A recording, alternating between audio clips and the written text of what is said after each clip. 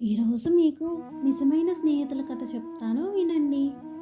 శ్రీకృష్ణుడు సుధామ చిన్ననాటి స్నేహితులు. కృష్ణ వృద్ధి చెంది పెరిగి సంపన్నుడయ్యాడు. కానీ సుధామ బీదతనంతో చిన్న గుడిసెలోనే తన భార్య పిల్లలతో అవస్థలు పడుతూ జీవిస్తున్నాడు. చివరికి పిల్లల ఆకలిని కూడా తీర్చలేని గడ్డు పరిస్థితులు వచ్చాయి. అప్పుడు సుధామ భార్య కృష్ణుడి వద్దకు వెళ్ళి సహాయం అడగమని సలహా ఇచ్చింది. మిత్రుడి దగ్గరికి వెళ్ళి సహాయం అడగాలంటే సుధామకు చాలా మొహమాటం, సిగ్గు అడ్డు వచ్చినా వాటిని పక్కన పెట్టి తెగించి ద్వారకాకి వెళ్ళాలి అనుకున్నాడు. కానీ మిత్రుడి దగ్గరకు, అది కూడా ద్వారకాధీశుడైన శ్రీకృష్ణుడి దగ్గరకు వట్టి చేతులతో ఎలా వెళ్ళాలి అని ఆలోచిస్తుండగా సుధామ భార్య వచ్చి అటుకుల్ని ఇచ్చింది. ఇవి నేను కష్టకాలంలో ఉపయోగపడతాయని దాచాను, ఇవి తీసుకువెళ్ళండి అని చెప్పింది. అవి తీసుకొని సుధామ ద్వారకాకి వెళ్ళాడు. ద్వారకా నగర వైభవాన్ని చూసి తెగ ఆశ్చర్యపడ్డాడు.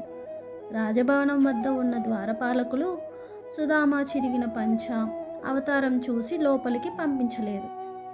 కానీ ఈ సమాచారం, అంటే సుధామ వచ్చి తన ద్వారం దగ్గర వేచి ఉన్నాడన్న మాట విన్న కృష్ణుడు మహా ఆనందపడి చేస్తున్న పని కూడా ఆపేసి ఆత్రంగా పరిగెత్తుకు వచ్చి సుధామని ఆప్యాయంగా కౌగిలించుకొని లోపలికి ఆహ్వానించాడు స్వయంగా. అంతేకాదు చాలా ప్రేమగా గౌరవంగా సుధామ కాళ్ళు కడిగి తన పక్కనే కూర్చోబెట్టుకొని చిన్ననాటి మధురమైన స్మృతులన్నీ తలుచుకొని నవ్వుకున్నాడు.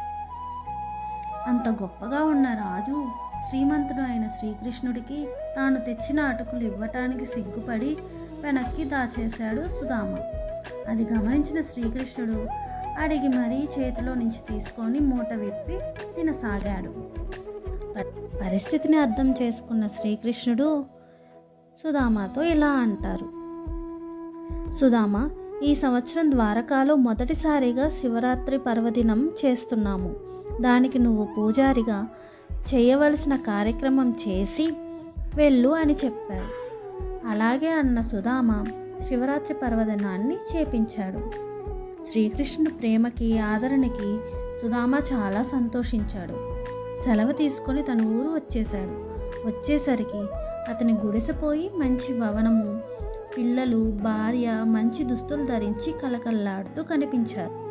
తనెంత అదృష్టవంతుడో అనుకున్నాడు సుధామ.